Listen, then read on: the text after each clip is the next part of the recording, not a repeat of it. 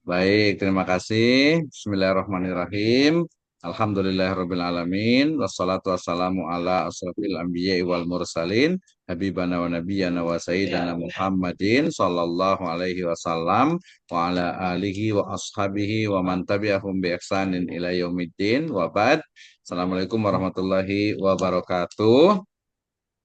Wassalamualaikum warahmatullahi Warahmatullahi wabarakatuh. wabarakatuh. Terima kasih untuk semuanya. Tadi salamnya agak kelewat jadi belakang ya. Yang penting salam ya. Oke, terima Ah, kasih baik. untuk semuanya sudah hadir pada pertemuan kali ini di mata kuliah perkembangan peserta didik ya tadi PPD ya perkembangan peserta didik. Ya. Dan informasi dari Pak Nasyuddin sih alhamdulillah ini sudah presentasi semuanya nih udah selesai ya.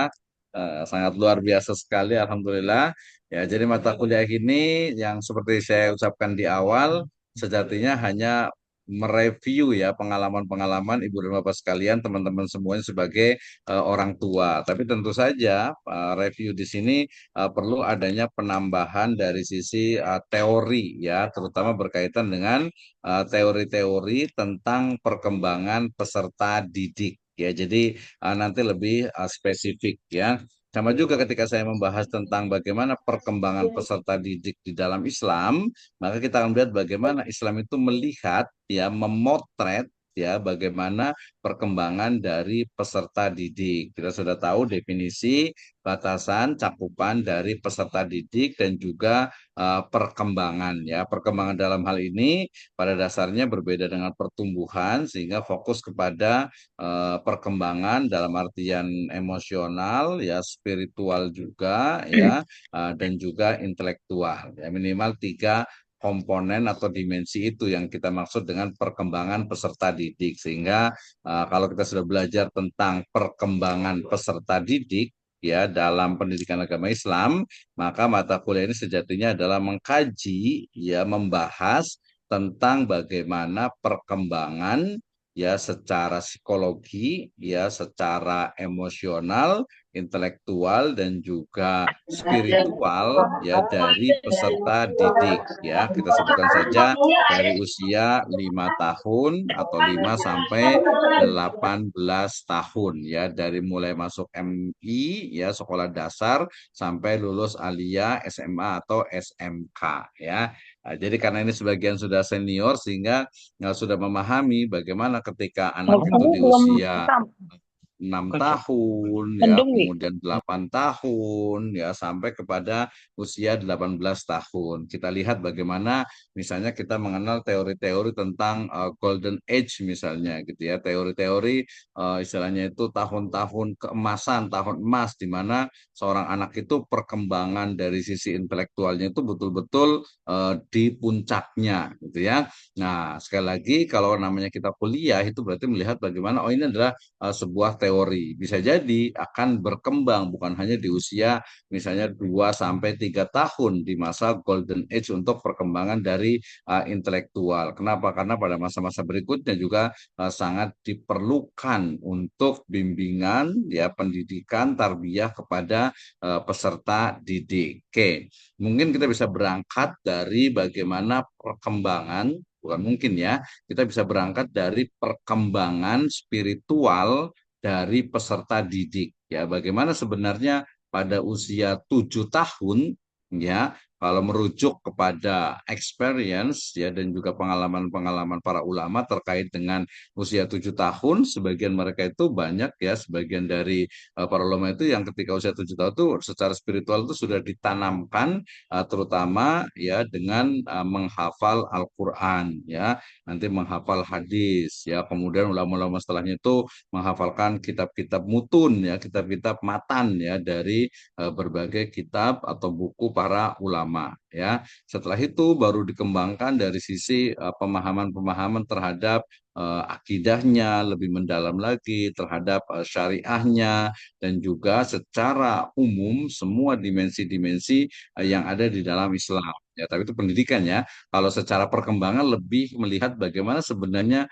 seorang anak itu ya sudah memahami tentang bagaimana keberadaan eksistensi daripada Allah Subhanahu wa Ta'ala. Sehingga pada masa itu ya rasa penasaran dari seorang anak misalnya ketika sudah menginjak usia 10, 11, 12 itu ya maka itu istilahnya itu terpenuhi dengan adanya pengajaran ataupun pembelajaran-pembelajaran agama. Nah, ini jadi hal yang sangat penting tentu saja, gitu ya. Jadi secara spiritual ya perkembangan anak dia dari yang mulai usia 5, 6 tahun sampai usia 18 tahun itu adalah masa-masa mereka mengembangkan ya keyakinan, ya akidahnya, tauhidnya, ya kemudian juga dari sisi muamalahnya, syariahnya, ya sampai kepada hal-hal yang sifatnya itu adab, etika, akhlak, moral di dalam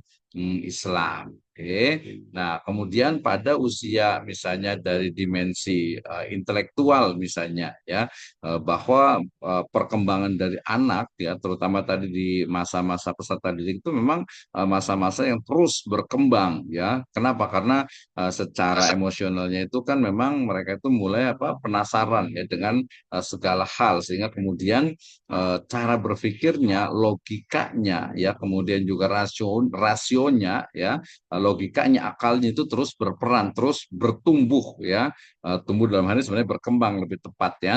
Tapi secara fisik pun sebenarnya juga tumbuh. Ingat ya, bahwa ketika kita bicara tentang misalnya teori-teori tentang kecerdasan misalnya, ketika kita belajar teori-teori tentang kecerdasan, kita tidak bisa memisahkan antara kecerdasan dari sisi berkembangnya jaringan-jaringan yang ada di otak secara fisik ya, dengan juga kemampuan-kemampuan mendeskripsikan dan menganalisis secara abstrak yang sifatnya itu adalah non fisik ya.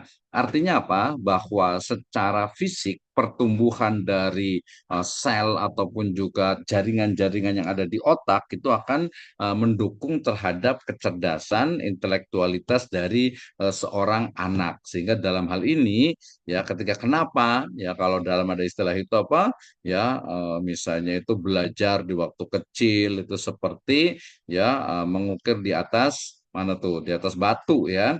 Nah, kemudian ketika belajar sudah dewasa itu seperti mengukir di atas air ya. Ini sebenarnya salah satu nanti sumbernya adalah dari perkataan siapa Khalifah Ali bin Abi Thalib ya. Jadi ketika orang itu belajar lebih awal ya, jadi jaringan-jaringan otak itu belum banyak dipenuhi oleh berbagai pemikiran. Ya sebenarnya sih bukan berarti ketika belajar sudah dewasa susah, bukan sebenarnya itu, tapi karena jaringan yang ada di otak itu sudah cukup banyak sehingga untuk mengorelasikan antara satu bidang ilmu, satu pengalaman dengan pengalaman yang lainnya itu perlu waktu. Apalagi nanti ada kecenderungan untuk fokus kepada bidang yang lainnya. Ya, namanya juga udah keluarga gitu ya, pasti fokusnya kepada bagaimana bekerja, bagaimana cari uang, bagaimana mungkin mengurus rumah tangga di rumah dan lain sebagainya. Sehingga untuk belajar, tadi Pak Dr. Misno bilang apa ya?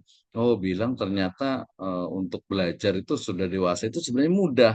Ya mudah, kenapa? Yang penting tadi adalah ada azamnya, ada keinginan kuat untuk belajar. Oke, kita mau belajar tentang perkembangan anak nih. Kita bandingkan ya cerita-cerita kan kita bandingkan antara satu orang ya teman yang satu dengan teman yang lainnya. Oh, ternyata berbeda nih. Kemudian kita sudah bicara tentang sudah mendengarkan juga beberapa mahasiswa di sini pengalaman dalam misalnya mendidik seorang anak gitu ya, menjadi seorang anak dari yang mulai kita fokus ke usia peserta didik saja ya. Kalau yang masih di bawah usia misalnya TK, Rodotul Atfal gitu ya, itu pembahasan yang lainnya. Itu mungkin di bagian dari pendidikan agama Islam ya. Jadi dari sisi intelektual kita bisa melihat bagaimana perkembangan dari peserta didik pada usia itu, pada usia anak dalam usia peserta didik itu memang mengalami perkembangan yang sangat pesat. Tetapi, nah, tetapinya ya, disitulah diperlukan adanya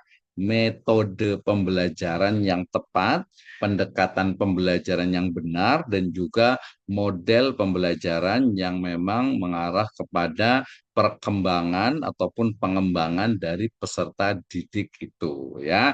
Selalu saya sampaikan bahwa kenapa sih mahasiswa harus belajar dari mata kuliah perkembangan peserta didik? Ya jawabannya adalah agar ketika seorang pendidik itu memahami perkembangan peserta didik, ya psikologi perkembangan anak lah secara umum gitu ya, maka dia akan mampu untuk bagaimana melakukan pendekatan, approach-nya, kemudian metodologinya, learning metodologinya, kemudian juga nanti penggunaan medianya, penggunaan sumber belajarnya, ya termasuk juga fokus kepada bagaimana model pembelajaran yang cocok gitu ya. Kenapa? Karena nanti mungkin ada beberapa beberapa cases gitu ya berbeda-beda. Misalnya kemarin kita sudah bicara tentang anak berkebutuhan khusus misalnya gitu ya. Pasti dia berbeda gitu ya. Anak berkebutuhan juga udah khusus gitu ya. Anak laki-laki juga biasanya berbeda. Anak perempuan juga pasti berbeda penanganannya ya, sehingga kemudian ya nanti perlu dirumuskan nih bagaimana sih sebenarnya sebenarnya mengajar yang baik dan benar gitu ya. Dari sisi pendekatan, model ya, kemudian juga media dan juga sumber belajarnya ya. Itu apa istilahnya itu impact ya, dampak ya positif dari ketika kita belajar dari perkembangan peserta didik. Oke. Nah, kemudian yang ketiga dari sisi emosional ya. Tadi pertama adalah spiritual, yang kedua adalah intelektual dan yang ketiga adalah emosional. Ya, kita pahami bahwa anak usia ya 6 sampai 18 tahun yaitu kan mengalami tingkat fluktuasi ya, emosi yang dinamis gitu ya. Biasanya kalau anak perempuan misalnya, kebetulan saya punya anak perempuan ya, anak perempuan tuh kadang suka apa ya apa namanya swing mood kali gitu ya. Jadi moodnya itu cepat sekali berubah gitu ya. Kadang ketawa sendiri, kadang tiba-tiba menangis. Oh, ketawa sendiri bahaya. Enggak sih, memang suka begitu. Kadang mungkin inget gitu ya, tiba-tiba dia diingetin. Jadi kurang stabil. Nah, disitulah ya peserta didik, nanti sebenarnya orang tua, guru gitu ya, untuk memahami bagaimana perkembangan dari emosional seorang anak perempuan. Apalagi nanti ketika dia sudah menginjak usia menjelang dewasa ya, dengan mengalami haid, gitu ya, menstruasi, maka di situ emosinya lebih teraduk-aduk biasanya itu ya, rasa takut, rasa khawatir dan lain sebagainya itu muncul. Disitulah kemudian pentingnya nanti ya itu juga dampak ataupun juga efek positif dari mengetahui itu adalah kita bisa menanganinya dengan cepat ya. Demikian juga tadi misalnya yang kasus yang terjadi misalnya banyak sekali sekarang nih ya orang-orang yang ataupun anak-anak peserta didik yang kecanduan ya, mulai dari game online atau mungkin juga pornografi, porno aksi gitu ya, pornografi terutama ya, video-video yang tidak baik ya dan lain sebagainya ya, gambarnya juga mungkin ada game yang mungkin tidak sesuai dengan Islam gitu ya. Nah, disitulah juga pentingnya peran dari orang tua dan juga guru untuk mengarahkan gitu ya, untuk mengarahkan. Nah, di sini kadang suka berbeda nih, apalagi nanti kaitannya dengan agama ya, kaitannya dengan agama sering sekali itu mengalami gesekan ya dengan teori-teori yang dasarnya itu bukan agama ya. For example, nah misalnya kita kasih contoh ya, ini banyak sekali nih ya di masyarakat tuh, bahkan difilmkan juga banyak sekali gitu ya. Misalnya kalau yang lagi viral itu yang ini ya, yang anak laki-laki yang dia jadi apa tuh ya, kayak berdiri di depan kemudian joget gitu ya.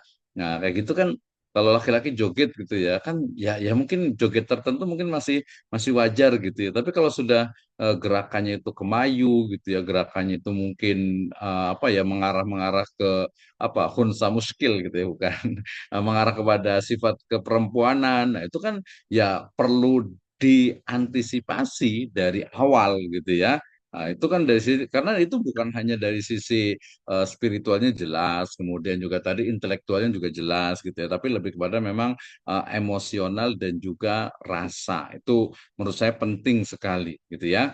Nah, tadi saya maksud tadi kaitan dengan apa antara ya agama ya dengan non agama mungkin gitu ya. Kita lihat itu kita bagaimana perkembangannya. Kalau menurut tadi yang bukan agama, ya udah biarin aja lah laki-laki pada joget kayak gitu, biarin aja gitu ya. Nanti juga lama-lama juga akan istilahnya itu kembali ke jalan yang benar gitu ya. Tapi yang di viral itu kan justru malah ketika SD begini, ketika SMP, ketika sudah dewasa, aduh bahaya gitu. Bahkan tidak berubah, malah lebih parah gitu ya. Ini kan jadi luar biasa gitu ya. Kita mungkin kasus contohnya kan yang kemarin itu kemarin sempat ditanya ya, kejadian yang di apa puncak sana itu kan, aduh, ya apa ya, ya sangat memprihatinkan gitu ya, sangat memprihatinkan. Dan ya tadi mereka itu Muslim, apalagi udah ya mereka kan udah dewasa ya, sudah dewasa. Dan itu kan juga istilahnya itu efek ya, efek dari ya pendidikan di masa awalnya gitu ya. Karena perkembangan emosionalnya itu ya. Saya pernah tanya juga nih ketika saya pernah diskusi dengan salah seorang anggota, bukan anggota ya, ketua ya, ketua Asosiasi Psikologi ya Indonesia. Ya, Asosiasi Psikologi Indonesia, saya pernah bertanya, kenapa ya seorang anak misalnya gitu ya, yang ketika kecil itu misalnya dibesarkan dengan kekerasan, dipukul misalnya gitu ya, kok ketika sudah dewasa cenderung inginnya tetap dipukul gitu ya, tetap dipukul, atau mungkin dia malah suka memukul gitu ya. Nah, jadi kemudian saya analogikan dengan punten ini, tidak mengurangi dari sisi agama ya, non Muslim ya.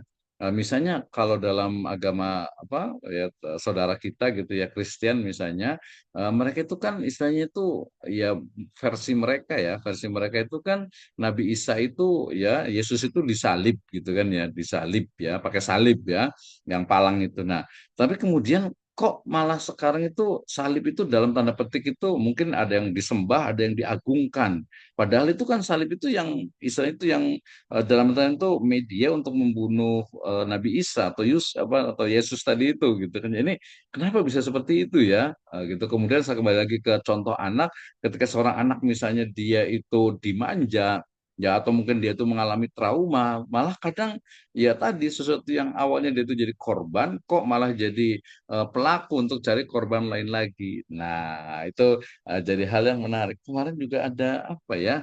Ada mahasiswa juga tuh sempat curhat juga, ngobrol juga, terutama tadi pengalaman ketika masih kecil juga gitu ya, masih kecil adalah peserta didik ya. Dan saya juga pernah buat riset tentang bagaimana sebenarnya trauma dari anak itu berpengaruh betul-betul sampai dia itu dewasa ya. Tapi di sini nggak apa. Tapi kalau mau curhat boleh juga sih sebenarnya itu. Jadi pengalaman banyak sekali ya. Dan ini yang kadang nah, pentingnya dari kedekatan dengan orang tua. Tapi sayangnya ya tidak semua orang tua itu ya paham. Ya mungkin bahasa kerennya sekarang parenting lah ya. Tidak semua orang tua itu paham tentang parenting. Ya mungkin ada yang memang sibuk bekerja, ada yang tidak tahu, atau mungkin banyak sekali hal-hal yang dihadapi, yang ditemui, yang dialami oleh seorang anak, kemudian tidak berani disampaikan kepada orang tuanya. Nah, kalau kemarin ada Bu Ade Dian yang katanya apa? Yang katanya dekat ya, dekat sekali dengan anaknya sehingga hampir semua cerita ya. Karena tadi salah satu pesannya itu adalah jangan sampai ya anak kita itu cuma cerita kepada orang lain kaitannya dengan ya hal-hal yang dia rasakan, yang mereka alami. Seperti itu ya. Kayaknya sih boleh sharing juga ya, tapi kayaknya next time. Next time karena saya ingin bicara tentang kita pertemuan insya Allah tinggal satu kali lagi ya pekan depan ya. Jadi saya harapkan pekan depan itu anggap saja, bukan dianggap ya, itu adalah the real UAS, UAS yang sebenarnya. Ya, karena nanti di UAS yang terakhirnya itu nanti adalah menyelesaikan dari book chapter ya, yang mungkin book chapter ini sudah sebenarnya sudah layak juga nanti kita bisa terbitkan di jurnal juga karena kemarin saya lihat yang sudah datang, terima kasih ya Bu Ade Dianiati, kemudian juga ada Pak Ahmad Rikordi juga, kemudian siapa ya, ada Pak Yazid ya, tapi kayaknya nggak kelihatan ini ya. Terus siapa lagi kemarin itu ya yang datang ya, artinya yang dekat-dekat nanti bisa lebih, biar lebih ini ya, lebih bagus lah gitu ya. Lebih bagus dalam artian itu istilahnya itu tadi mewakili kelompok, mewakili grup kelompok yang kemarin ya, karena kemarin yang di sana kan mungkin karena agak banyak gitu ya, tapi saya rasa sudah cukup bagus lah karena ini ada semester 6 Ya, saya harapkan tadi nanti ada asar, ada peninggalannya. Ya, kemarin sudah kita arahkan ke istilahnya itu pembahasan yang lebih spesifik dan nantinya itu akan layak untuk diterbitkan. Oke ya, kemudian juga ada Pak Usman Sirojudin juga, kemudian kemarin ada Pak Ahmad Hudzaifah juga, kemudian Pak Sunandi juga sempat datang juga ya. Jadi intinya, tapi ya yang jauh-jauh ya jangan dipaksakan lah ya, jangan dipaksakan. Mungkin pakai Zoom seperti ini juga boleh. Atau mungkin sekarang juga saya kasih waktu ini, panjang juga waktunya nih. Saya berikan kesempatan untuk yang mau bertanya untuk UASnya. Nah, bukan saya harapkan ya, besok bukan diharapkan, tapi untuk pertemuan Jumat depan semuanya itu mengirimkan Microsoft Word-nya. Jadi nggak usah pakai istilahnya itu tidak usah menggunakan PowerPoint lagi. Yang PowerPoint alhamdulillah sudah selesai semuanya. Fokus kepada susunan dari Microsoft Word-nya. Kemarin saya sudah sebutkan tentang mulai dari kalau yang dilihat kan dari sisi tampilannya gitu ya, tampilannya karena biasa akan menentukan. Kemudian nanti baru dari sisi kontennya. Ya kemarin karena ini saking semangatnya gitu ya, jadi mengambil di RPS gitu ya. Padahal di RPS itu bisa lebih disingkat, lebih diringkas dan lebih fokus kalau menjadi sebuah tulisan baik itu dalam bentuk book chapter ataupun juga nantinya adalah jurnal artikel atau artikel jurnal ilmiah. Oke, baik, kita beri kesempatan dulu nih yang mau bertanya atau mungkin memberikan masukan ya atau kita bisa bisa diskusi. Tadi kesimpulannya dari saya itu adalah bahwa perkembangan peserta didik ya memberikan satu pembelajaran kepada kita bahwasanya kita sebagai orang tua, sebagai pendidik harus memahami perkembangan dari peserta didik, mulai dari dimensi spiritualnya, ya, kemudian dimensi intelektualnya, kemudian juga dimensi emosionalnya, yaitu tiga dimensi besarnya. Di bawah-bawahnya banyak sekali ya, banyak sekali yang bisa didetailkan dari pembahasan tentang perkembangan peserta didik. Oke ya, termasuk ya kalau kita boleh kaitkan isu istilahnya itu dengan isu-isu sekarang, kebijakan-kebijakan sekarang misalnya gitu ya. Misalnya kebijakan baru nih tentang apa dari gubernur nih Jawa Barat misalnya ya kelas itu minimal itu 50 orang gitu ya. Kayaknya kalau orang-orang ahli pendidikan bilang, "Oh, 50 orang ya kebanyakan, Pak." Gitu ya.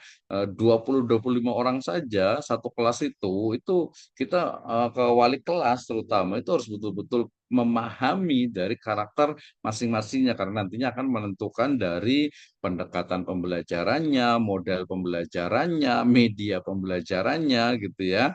Termasuk juga nanti dari sisi bagaimana metode pembelajarannya. Gitu ya. Oh, berarti ini berarti jangan terlalu banyak lah gitu ya, nggak efektif gitu ya. Saya mengambil teorinya pemilik dari Bimba, Pak Bambang juga, bahkan kalau Pak Bambang itu lebih fokus kepada justru private learning ya. Jadi pembelajaran bukan klasikal, bukan sama-sama, tapi masing-masing ya. Bahkan dibatasi itu hanya 5. Ya, kalau di Kutab itu dia hanya 12 per kelas gitu ya. Kemudian kalau standar itu perguruan tinggi itu 20. Ya, alhamdulillah kemarin saya juga sempat kunjungan ya ke salah satu SMA unggulan namanya namanya SMA unggulan Amanatul Ummah ya di Surabaya sana. Kebetulan ketemu dengan ya tokoh utamanya, beliau mengatakan bahwasanya ya untuk mendidik anak itu harus betul-betul fokus kepada anak ya, fokus kepada anak. Jadi jangan sampai pembelajaran itu misalnya tadi terlalu banyak ya dalam satu kelas. Kalau di sana satu kelas itu adalah 20 orang. Sehingga ketika beliau itu komentar, kalau satu kelas itu 50, itu nggak bisa katanya. Teorinya itu nggak sampai gitu ya. Kenapa? Karena yang berlaku di sana itu yang di boleh lihat nanti ya di SMP unggulan dan SMA unggulan Amanatul Ummah Surabaya ya. Nah, mereka menerapkan itu 20 orang kemudian dengan pembelajaran yang memang fokus ya sehingga kemarin banyak sekali siswa itu yang diterima di kampus dalam negeri, PTN, kemudian juga di luar negeri itu cukup banyak juga gitu ya. Karena memang pembelajaran itu betul-betul fokus ya Nah, ini ya memang biasa itu berbanding lurus dengan biaya biasanya karena untuk biayanya memang cukup cukup lumayan gitu ya. Tapi ya nggak apa-apa buat inspirasi mungkin ya sistem pembelajaran yang ada di madrasah gitu ya. Di madrasah berapa nih gitu ya. Sama juga sebenarnya nih kalau saya di sini kuliah itu masih itu ada 41. Waduh, banyak banget 41 dikurangi saya satu berarti 40. 40 ini saya nggak bisa apal semuanya gitu ya. Ya mungkin yang kelihatan yang sering ngobrol sering kelihatan itu ya yang pertama ya Pak Ali Imron pasti gitu ya karena memang yang apa koordinator awalnya gitu ya Pak Ali Imron kemudian Pak Nasihudin yang selalu menghubungi tapi kan saya bukan hanya menilai dua orang itu saya harus menilai Bu Melinda, Bu Sobria, Pak Khairul Falah, eh, ini ada Bismi Aulia, ada Pak M. Lagarongan, ya Pak Ahmad Hudzaifah, ya kenal dikit lah Pak Ahmad Hudzaifah ya, Pak Asep Suryana juga gitu ya. Jadi ya mestinya ya kalau di perguruan tinggi sendiri, saya pernah komunikasi juga dengan salah satu profesor dari Malaysia itu beliau mengatakan semester sekarang itu saya sibuk sekali. Kenapa? Karena saya itu harus membimbing 5 calon doktor. Ya, jadi menurut mereka bimbingan 5 orang itu sudah menyibukkan dalam artian itu bukan menyibukkan negatif ya, artinya cukup banyak gitu untuk dibimbing. Ya gimana nih kalau bimbingan saya itu sampai kemarin tuh 25 ya 25 bahkan mungkin kayaknya dengan S1 S2 udah 50 kayaknya gitu. Jadi sayang sekali gitu ya. Jadi level S2 apalagi S3 gitu 5 orang itu udah banyak gitu ya. Jadi kalau S2 ini ya paling banyak itu 10 harusnya bimbingan sehingga kita bisa fokus. Oke, sekarang apa yang mau diteliti? Kemudian kajian pustakanya seperti apa? Coba kumpulkan teori-teori berkaitan dengan topik pembahasannya. Kemudian metodologinya harus mendalam nih, jangan hanya kuantitatif atau kualitatif ya. Kuantitatif yang mana, kualitatif yang mana, gitu. Jadi betul-betul ada kedekatan. Ya, saya kembali tadi ke satu juga saya sempat kemarin kunjungan ke Universitas Kiai Haji Abdul Halim ya di Mojokerto ya Jawa Timur ya ternyata juga di sana polanya itu betul-betul fokus ya kepada kualitas ya karena mereka memang kalau mereka bilang tuh ya apa ya udah nggak butuh uang gitu ya yang dibutuhkan pokoknya kalau mau belajar di sini ya belajar serius dengan target yang ada di sini ya tentang biaya pokoknya beasiswa yang penting mau belajar dan faktanya memang di sana itu hampir semua berasrama kemudian juga beasiswa seperti itu. Jadi saya senang sekali, saya sangat suka terkait dengan seperti itu. Artinya memang namanya perguruan tinggi ya memang untuk pengembangan ilmu pengetahuan gitu ya. Jadi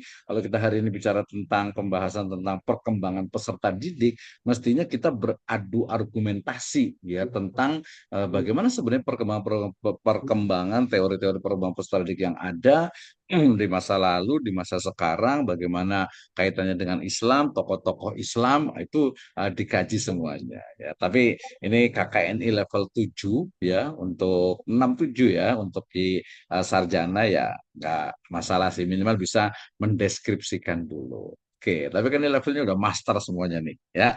Oke, terima kasih kayaknya Pak Alimron udah mau nggak sabar nih kayaknya nih. Ya, oke silakan Pak Limron. Kita sambil ngobrol aja. Kita punya waktu masih Baik, sekitar ya Pak Dokter, 45 menit. eh, Silakan. terima kasih atas waktunya, Pak.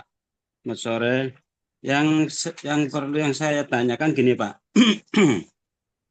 Dalam menghadapi perkembangan anak, tentunya kan ada yang penerimaannya cepat, ada yang lambat, ada yang kebutuhan khusus.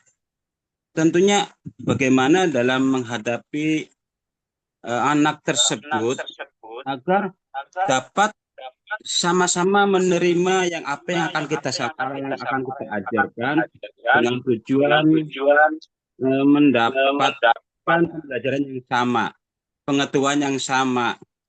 Mungkin ada teknis-teknis tersendiri bagaimana Pak Dokter? Terima kasih.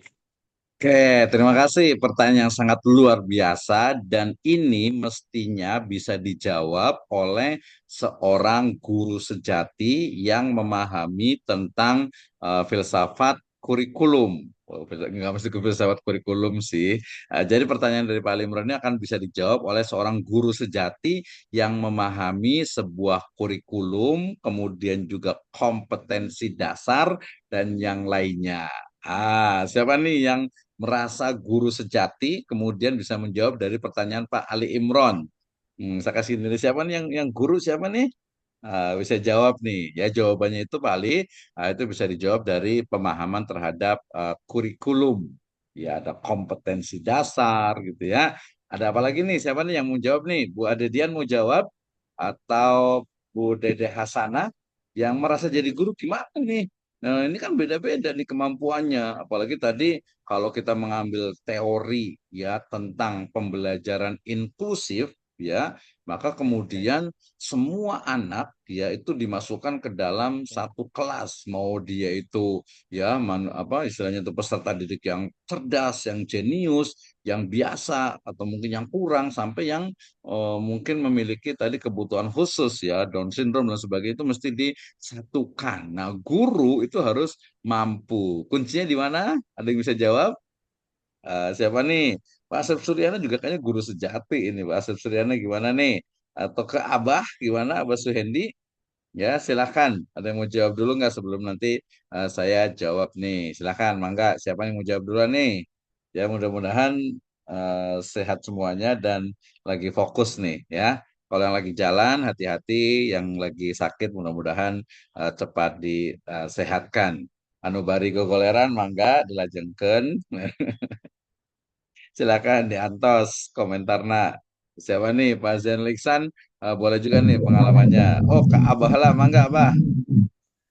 Jawabannya sama pertanyaan Pak Tito Kusnandar kemarin itu jawabannya Pak kayaknya. Apa itu? Pertama gunakan teknik, taktik, strategi, serta media yang baik dan jangan lupa berdoa mohon agar hatinya dibukakan oleh Allah. Mantap. Dengan kolbu Oke, juga saya tanya lagi nih benar ya. ke Pak Tito juga sama ke Pak Suhendi nih. Itu jawaban kualitatif biasanya itu disebutnya itu ya. Jawaban yang kuantitatif dalam artian kuantitatif normatif. Jawaban normatif administratif saya tambahkan ya. Jawaban normatif administratifnya berdasarkan kepada teori kurikulum itu seperti apa? Silahkan. Harus jawab nih Pak Suhendi nih.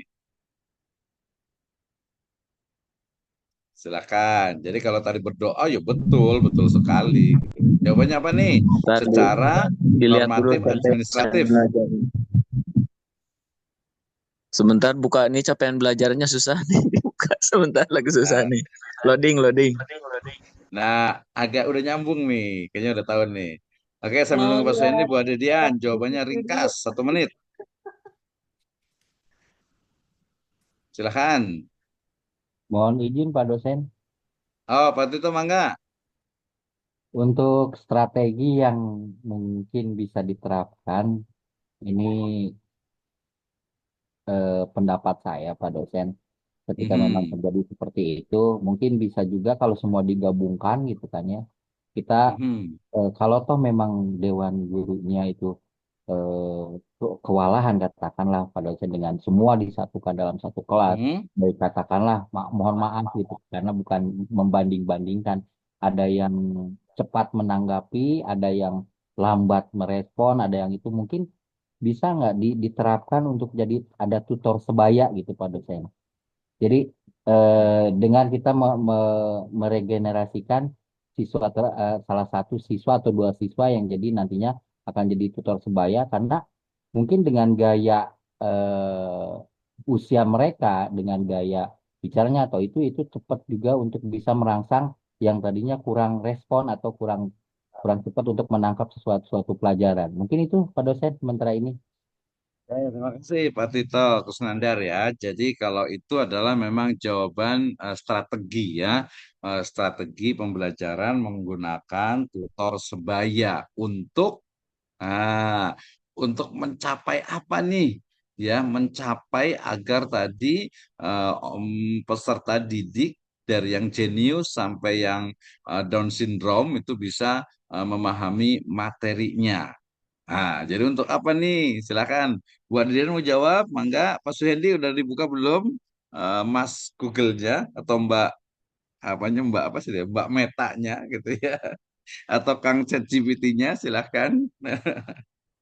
Boleh kalau kita mah bebas ya. Atau kita tanya siapa lagi nih? Bu Sabriah gimana nih Bu Sabriah? Bisa jawab nggak nih? Ya, apa nih ketika ternyata jadi pertanyaan boleh saya ini kan? Tadi yang Pak Tito sudah benar ya, sudah benar. Tapi mungkin lebih ke ininya ke normatif administratifnya. Jadi bagaimana cara mengajar ya ketika ternyata kemampuan dari siswa itu berbeda-beda ya berbeda-beda gitu ya mungkin kalau di SMA negeri gitu ya atau kampus negeri itu kan ya kemampuannya tuh hampir rata-rata itu bagus gitu ya.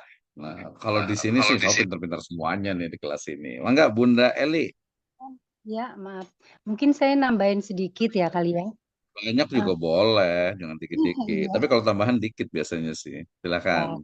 Oh, mungkin itu dibagi beberapa kelompok. Misalkan ada anak yang suka tentang apa gitu. Jadi dibedain per kelompok gitu. Jadi mereka itu sama-sama satu kelompok itu sama-sama suka. Jadi kita tuh kan enak cara ngajarnya. Biasanya sih dalam satu kelas itu kan ada 2 guru. Nah, itu ada yang bagi-bagi gitu, apa namanya, ada yang dampingin salah satu guru. Jadi kita nanti berkeliling gitu, dari meja yang kelompok 1 atau kelompok 2, mungkin dibagi itu aja per kelompok. Oke, Gitu. ya bisa juga ya. Jadi, tapi kalau tadi satu kelas dua guru sih biasanya sekolah-sekolah tertentu sih. Kalau sekolah yang kemampuannya pas-pasan ya satu kelas satu guru biasanya gitu ya. Nah, terus tadi kalau mama dikelompokkan ya bagus juga. Itu kita juga bisa melihat menerapkan learning types ya atau learning approach juga bisa juga.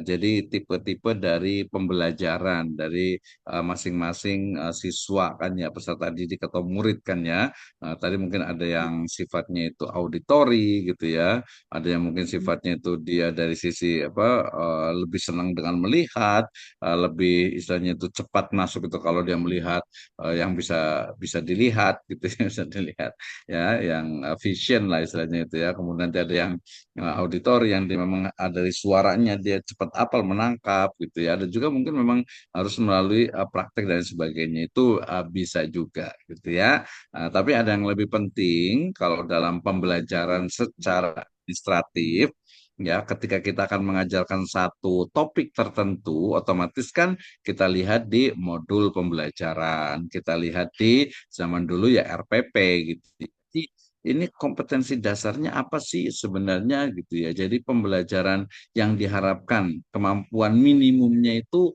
apa sih agar mampu, agar selesai, agar dianggap lulus dari satu topik tertentu.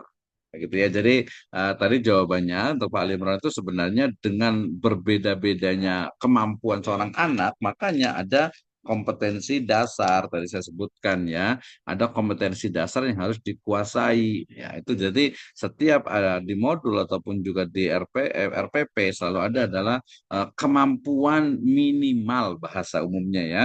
Kemampuan minimal yang memang harus dikuasai seorang peserta didik pada satu topik tertentu ya jadi ada minimalnya. Nah kalau kurang bagaimana tadi dengan yang istilahnya itu kemampuannya kurang atau mungkin sampai yang Down syndrome bagaimana ya berarti standar kelulusan lah kalau bahasa kampusnya itu ya.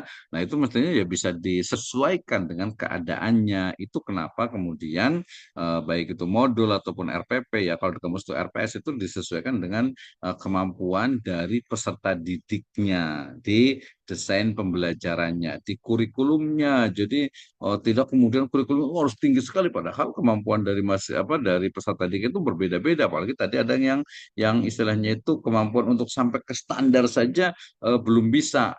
Kalau kaitan dengan standar tadi standar minimumnya itu harus bisa ini. Misalnya misalnya nih yang secara general lah ya, misalnya kelas 1 SD itu mesti sudah bisa hafal Al-Fatihah. Oh, itu kan minimumnya tuh. Al-Fatihah masa nggak bisa sih kelas 1 gitu ya. Bisa nggak ya? Ya ada yang bisa, ada yang enggak gitu. Tapi kan nanti kita lihat dari kemampuan. Makanya kalau nggak bisa berarti gurunya nih harus betul-betul diarahkan tadi. Artinya guru itu harus betul oke. Yang berarti dia harus memfokuskan kepada orang-orang atau pada apa siswa-siswa peserta didik yang memang kemampuannya itu kurang. Oke, yang ini udah bisa nih Al-Fatihah. Ya sudah berarti ada itu kan minimum. Nanti ada tambahannya kemampuan yang lainnya apa nih? Oh bisa naik nih ke Anas gitu ya ke Al-Falaq gitu ya, ke Al-Ikhlas kan bisa tuh. Tapi oh ini boro-boro Al-Fatihah nih surat pertama saja belum bisa, susah banget ya udah itu difokuskan ke situ. Nah kalau oh ternyata nggak bisa ya banyak yang belum hafal ya berarti semester berikutnya pembelajaran berikutnya berarti dikurangin ya jangan Al-Fatihah mungkin hanya 3 ayat tapi nggak mungkin juga sih ya, saya oh nggak bisa Al-Fatihah masih kurang nih kayaknya nih. Berarti nanti diperbaiki direvisi lagi untuk RPP-nya dan juga modulnya ya. Tapi kan kalau menurut kan dibuat "Oh, ya udah pasti bisa nih harusnya ukuran segini dia berarti sudah bisa nih.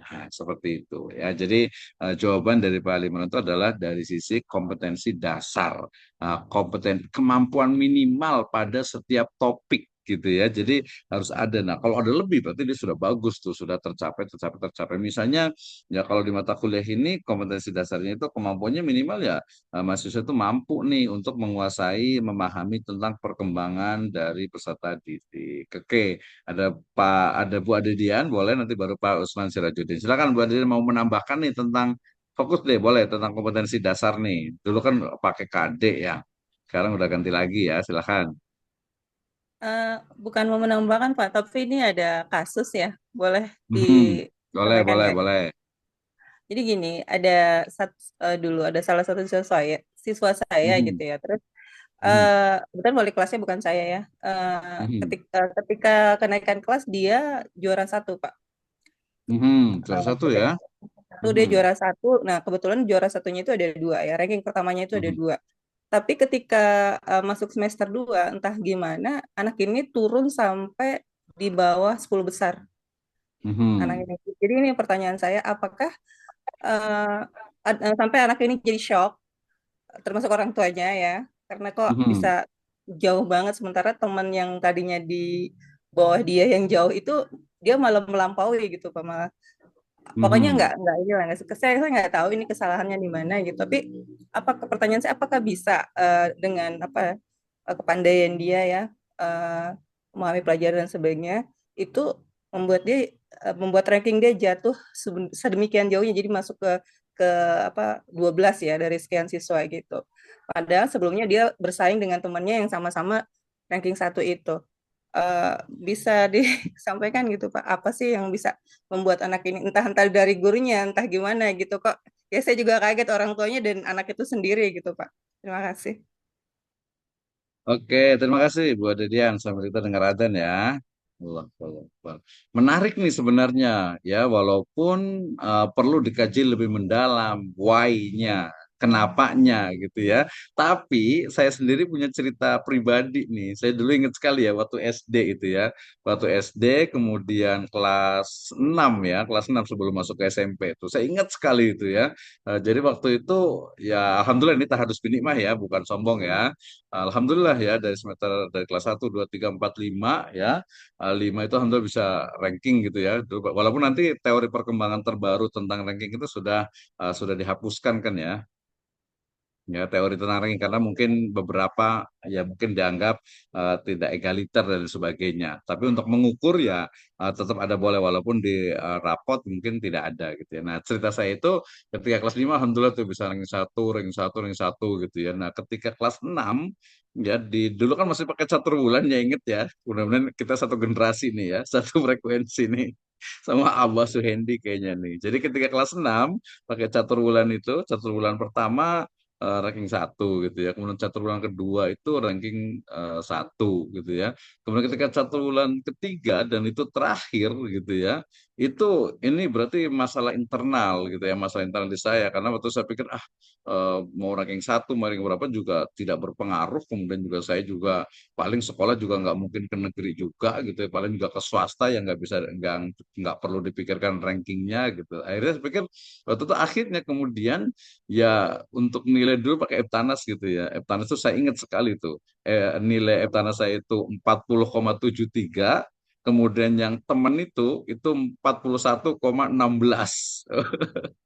Ingat sampai sekarang gitu. Nggak, ya kalau selisih 0,1 gitu ya. Walaupun di terakhir nilai akhirnya sih saya tetap yang tertinggi gitu. Tapi ya di situ ada penurunan gitu. Karena memang jawabannya apa? Jawabannya adalah motivation ya. Motivasi internal dari siswa itu juga akan berpengaruh terhadap ya dari sisi istilahnya itu prestasi ya ataupun hasil belajar.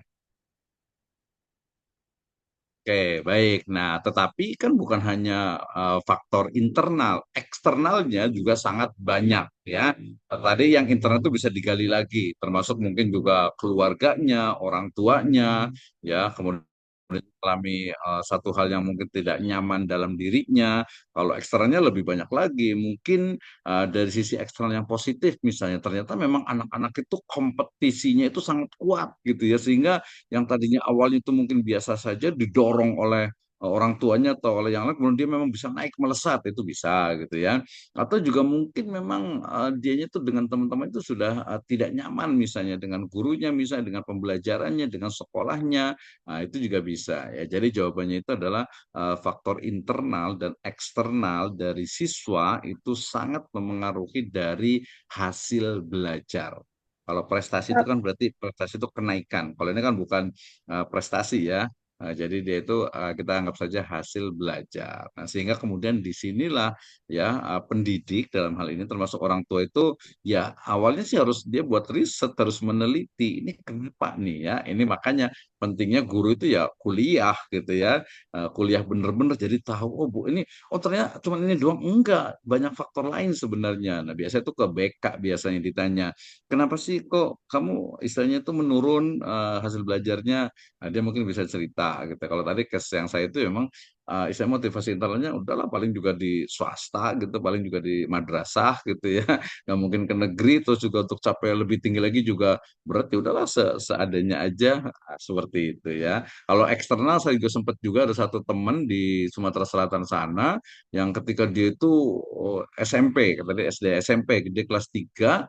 Kemudian awalnya tuh dia rankingnya itu ya itu masih ranking ya ranking 1, ranking 2 gitu ya. Jadi nggak pernah ranking 3 tuh. Tapi kemudian di akhir itu dia mengalami trauma ya kecelakaan lah gitu ya.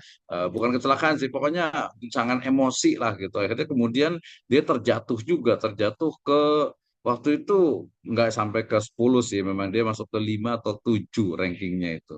Nah, itu eksternal berpengaruh terhadap internal motivasi dari siswa. Nah, cara mengatasi ini bagaimana? Ya banyak nih. Mungkin di mata kuliah yang lainnya kali ya.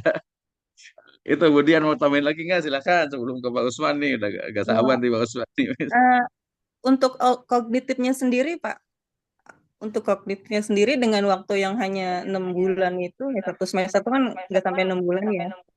Betul, 1 semester Apa ya. emang memberikan pengaruh yang besar sampai perubahan seperti itu gitu, Pak?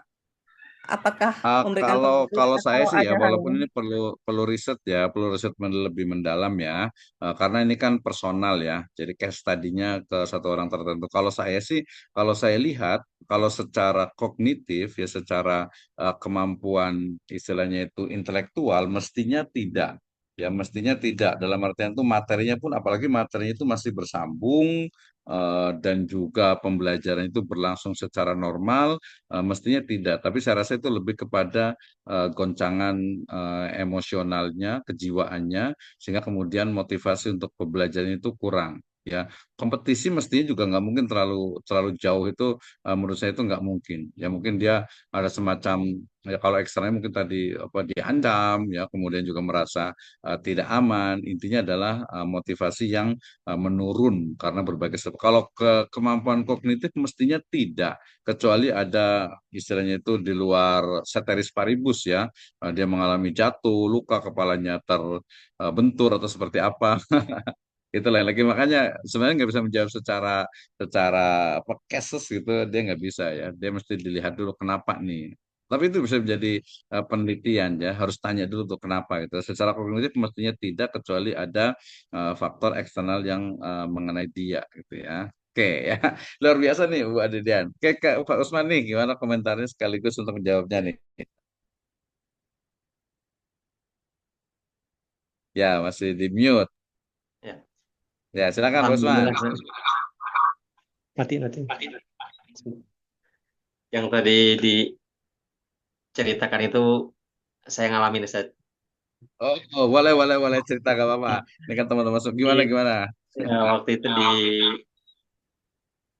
usia SMP di pas pengujian akhir itu ketika saat butuh-butuhnya support, butuh-butuhnya rangkulan dari orang tua, dari faktor eksternal itu justru itu tidak saya dapatkan dan akhirnya yang dari awal kelas 1, kelas 2 ya nilai semuanya ya alhamdulillah dan ketika ujian akhir hanya dengan satu kalimat itu yang terlontar sehingga saya jadi down apa ya ibaratnya saya tidak bisa berkutik nggak bisa ngapa-ngapain ya, sampai akhirnya nilainya pun anjlok di bawah yang paling bawah ya, di apa di hadapan dengan guru BK itu ditanya diinterogasi segala macam dicari permasalahannya ya apa ya jadi betul memang faktor X itu cukup berpengaruh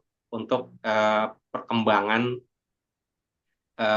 apa sih cara berpikir kita menyelesaikan masalah itu sangat-sangat berpengaruh dan saya ngalamin itu tapi yang saya ambil hikmahnya itu berarti kita itu nggak bisa bergantung untuk dapat support dari orang lain selain dari kita sendiri untuk bisa bangkit gitu.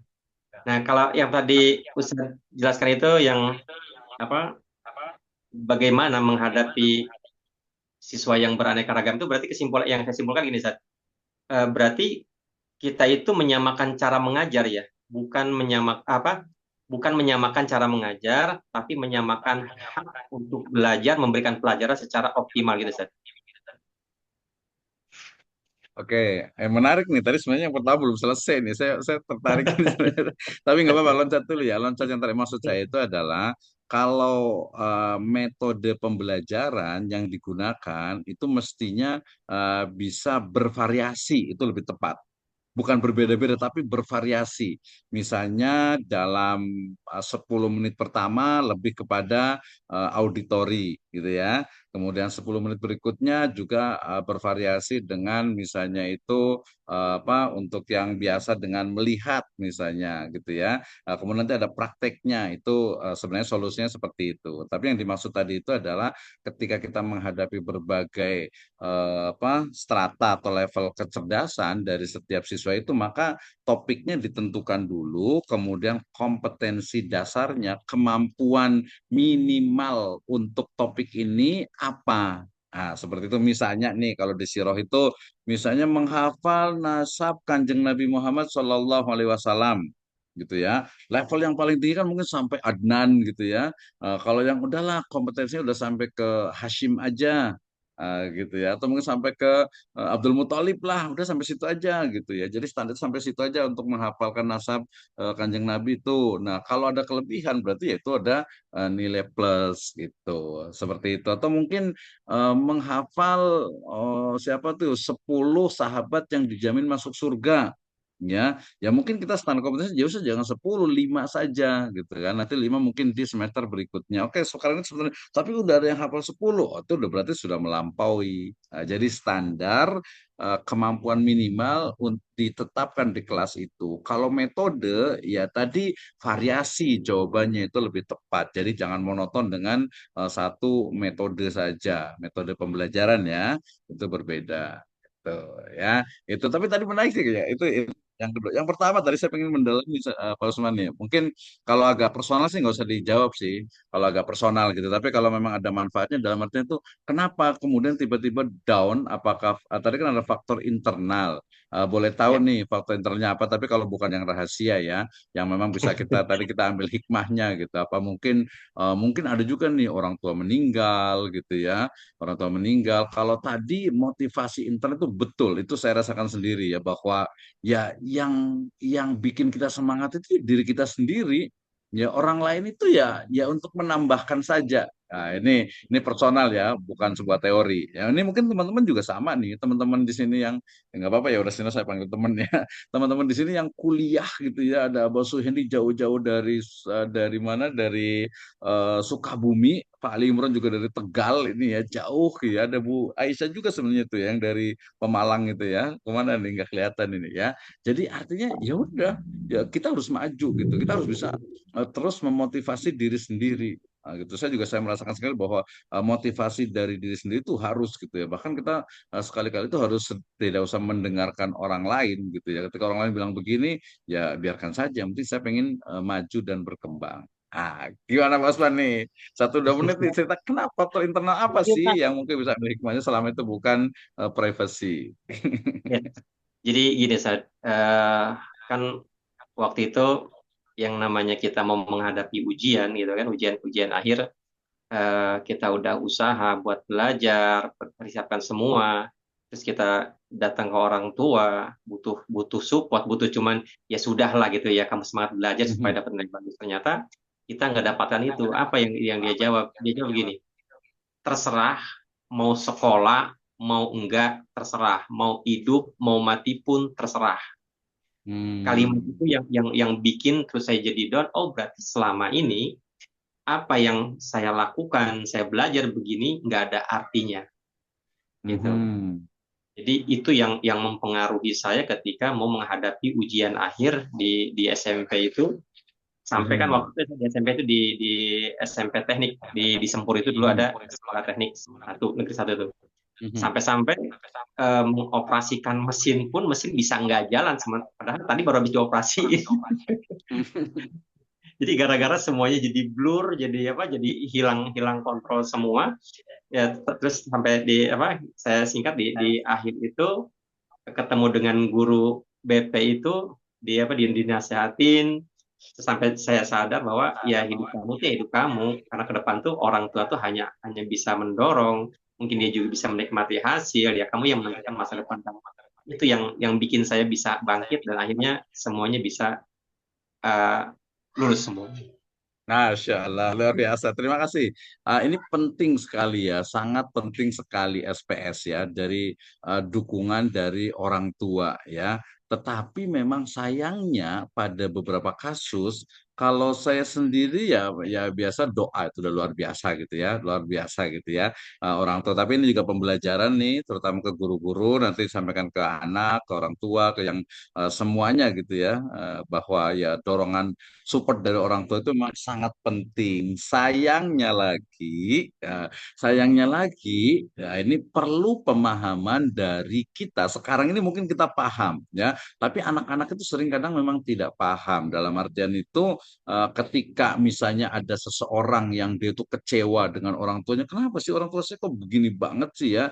Nah, ya itu karena memang tidak paham, ya, tidak paham keadaan dari orang tua. Nah, saya sendiri juga seperti itu. Ya, kemudian saya berpikir, ya memang orang tua kita itu, ya mohon maaf ya, dari sisi mungkin level pendidikan, mungkin juga dari sisi agama, ya dari sisi pengetahuan tadi parentingnya, ya memang kurang gitu ya, memang kurang sehingga kemudian ya sudah, artinya kita harus bisa untuk melakukan yang terbaik untuk diri kita. Jadi motivasi itu lebih kuat lagi gitu ya. Jadi dari tadi internal kita. Jadi orang tua ya memang mereka itu beliau-beliau itu ya Masya Allah gitu ya. Ya minimal kalau saya sekarang dari itu ya saya dengan doanya lah ya, dengan mereka berdoa support itu udah bos. Tapi ini ya udah terserah gitu kan ya. Itu kan mungkin memang, tapi bisa jadi juga waktu itu mungkin orang tua kan ada masalah juga kita nggak tahu. Oke, orang tua close, tapi yang menarik itu adalah pasangan.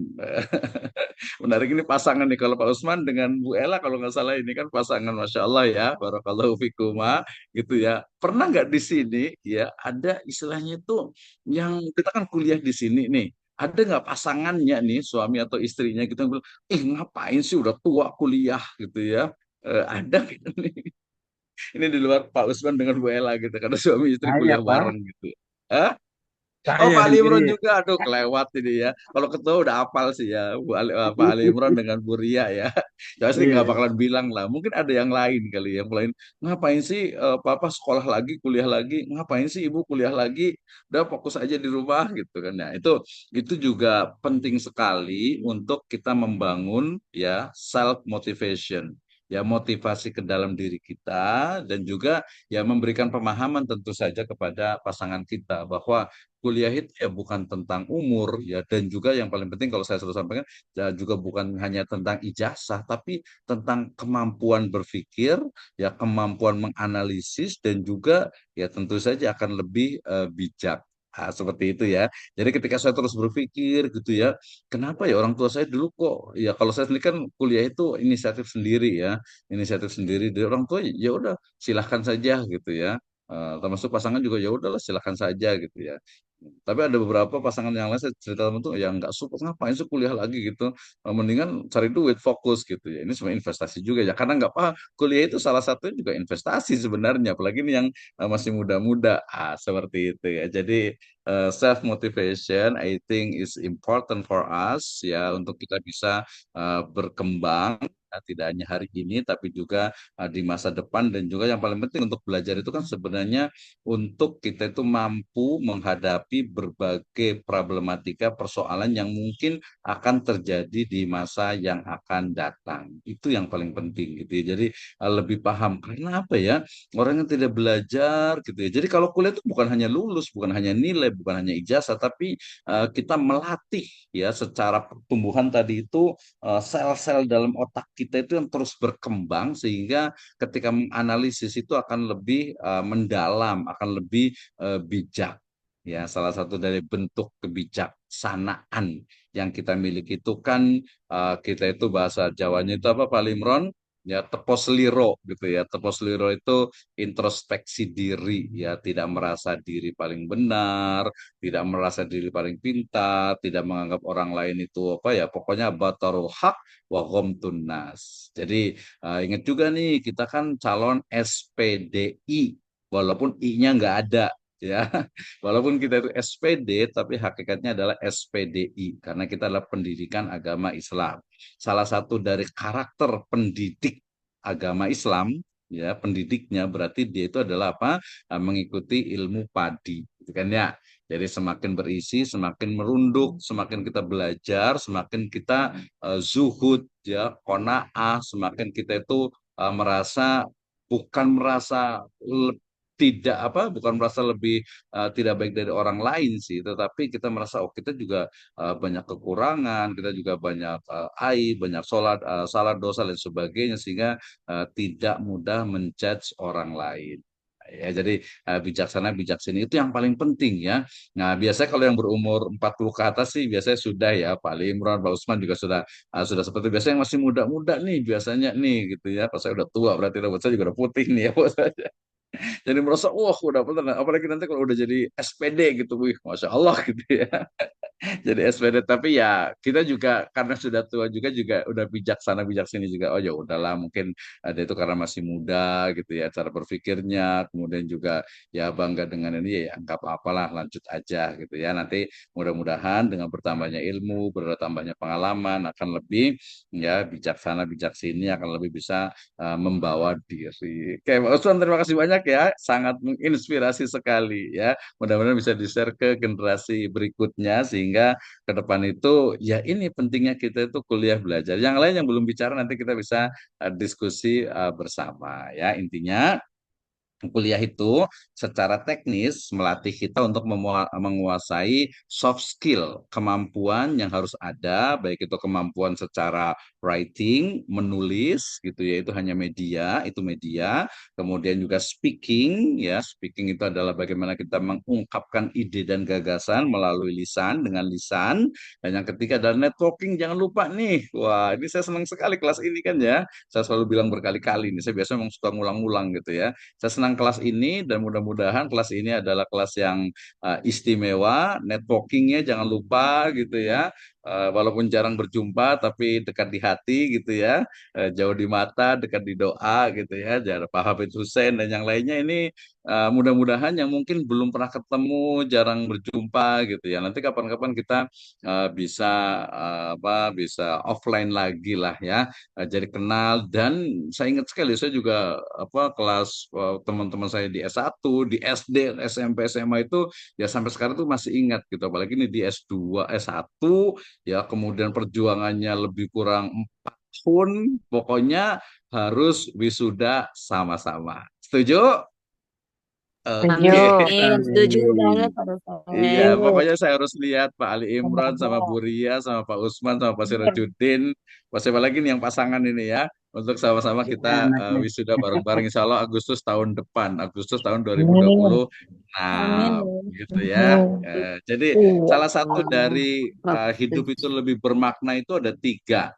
Yang pertama itu adalah ikhlas karena Allah Subhanahu wa taala, yang kedua menikmati proses sekarang ini, dan yang ketiga itu adalah ada harapan-harapan, ada tujuan-tujuan yang ingin kita capai ya. Selesai semester 6, semester 7 langsung ke proposal skripsi ya. Kemudian saya selalu bilang ya, akhir Februari atau Maret ya, Januari awal itu sudah untuk pengajuan proposalnya, bahkan mungkin bisa dipercepat, kemudian Februari atau Maret itu sudah bisa ujian skripsinya gitu ya. Jadi oh ada harapan nih skripsi selesai, kemudian nanti ada wisuda ya, kemudian ya seneng aja gitu ya. Jadi nah, tapi jangan lupa networkingnya tadi itu, kita ini adalah ikhwah, kita ini adalah satu saudara, satu kelas, satu perjuangan ini ya, yang belum kenal-kenal dengan Pak Limron, dengan Pak Usman, dengan Pak Nasihudin, mana nggak kelihatan ya. Ada tadi apa nama lain atau Pak Nasihudin dan yang lainnya, Bu Adedian juga. Jadi akan ingat sekali, sama seperti kemarin KKM kan ya. Oh jadi ingat ini ternyata. Luar biasa gitu ya. Baik, terima kasih 51 ya, udah 9. Terakhir ada yang mau sampaikan terakhir? Pak Limron tadi belum ngomong kayaknya nih ya. Terakhir ya, ada yang mau disampaikan Pak Limron? Itu Pak Dokter, yang terakhir keterkaitan untuk tugas UASnya enggak, Pak, itu eh, paling lambat apanya? Rencananya nantinya penyerahan Ya, tersebut. oke, baik, terima kasih. Mudah-mudahan kalau tidak ada halangan, ya, boleh catat semuanya ya. Untuk Jumat depan, ya, semua semua kelompok itu mengirimkan, ya, berarti terakhir itu adalah hari Jumat, sebelum sholat Jumat untuk Jumat depan. Ya, mengirimkan semua dalam bentuk Microsoft Word-nya, mungkin yang sudah diperbaiki. Setelah itu nanti secara keseluruhan itu presentasi, saya rasa 5 menit menunjukkan ya, atau nanti boleh saja kalau agak sulit, yang penting dikirim ke saya, baru nanti saya akan komentar, saya akan presentasi, boleh juga. Saya akan menilai langsung secara online. Ya, itu tahap pra UAS. Ya, setelah itu masukan dari saya baru nanti diperbaiki. Setelah perbaikan baru ya kita akan lihat apakah masih ada waktu atau tidak. Kalau tidak ada itu berarti nanti pada saat UAS ya, untuk penyerahannya. Nah, pada saat UAS ini nanti kita lihat juga apakah tetap rata-rata sih kayaknya online ya, rata-rata online. Nanti kalau memang ada usulan, kita mau bareng-bareng yuk, offline yuk, itu boleh juga ya, nanti coba diusulkan ya, biar nanti kayaknya sih harusnya sih beberapa kebijakan dari kampus sih kalau bisa gitulah ya, UAS itu ya ke kampus lah gitu ya, biar tahu kampusnya nih di Suratul Fala, walaupun udah beberapa kali ke sini mungkin ada yang belum, seperti itu ya. Jadi itu untuk alurnya.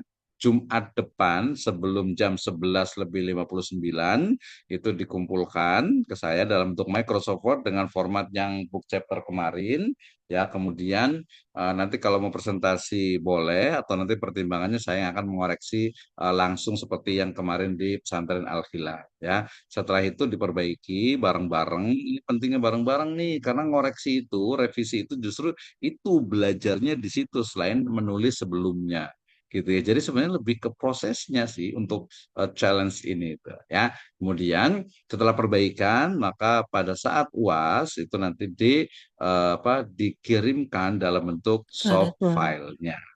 Ya, soft file-nya saja. Kalau nanti masih ada waktu kurang puas atau menghilang itu, nanti bisa bimbingan lagi, atau bisa juga nanti ke saya lagi untuk perbaikan-perbaikan agar lebih sempurna.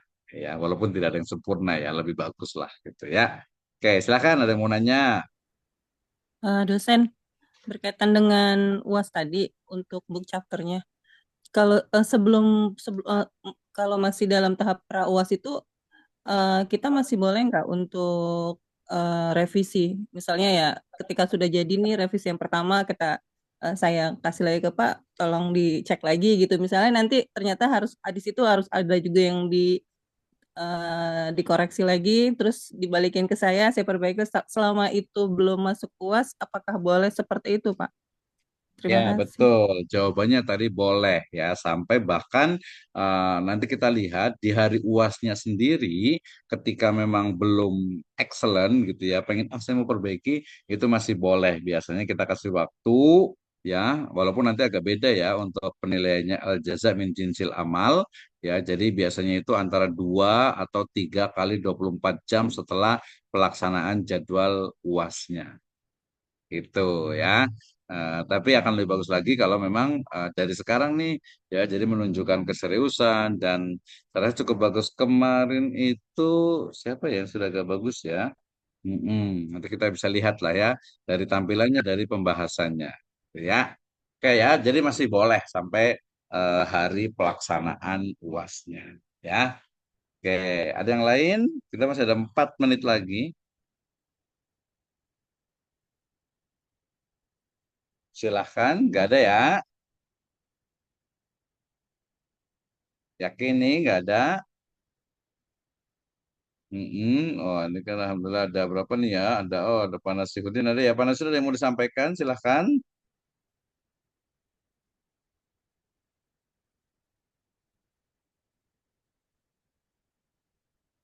Nggak ada ya? Baik, tadi Pak Sunandi lagi ini. Terima kasih. Oh, nggak ada Pak ya? Baik. Nanti kalau nggak paham boleh tanya lah saya. Baik, terima kasih untuk semua. Allahu khairan ala itimamikum. Kita tutup dengan alhamdulillah dan doa kafatul majelis.